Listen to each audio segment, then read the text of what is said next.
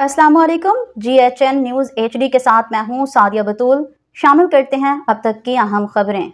सरगोदा झावरियां शामिल करते हैं। झावरियां से जफर अब्बास की रिपोर्ट के मुताबिक झावरियां मरकज के तमाम प्राइवेट स्कूल्स की मीटिंग दारे अरकम स्कूल झावरियां में मुनक्किद हुई, जिसकी मेज़बानी मोहतरम मलिक कामरान जफर साहब ने की। मीटिंग की सदारत AEO मोहम्मद सकलैन भट्टी ने की। डिप्टी DEO साहब के लिए वेलकम पार्टी अगले हफ्ते में की जाएगी, जिसकी तारीख और जगह का इंतखाब किया जाएगा।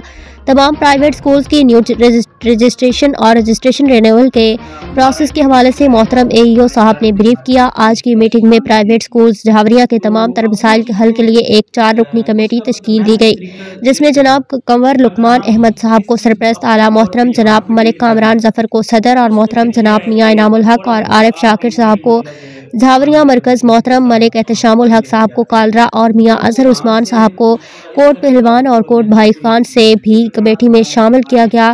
सदर महफिल के बारहा इसरार पर तमाम स्कूल मालिकान ने बर वक्त अपनी डाक जमा करवाने का आयादा किया।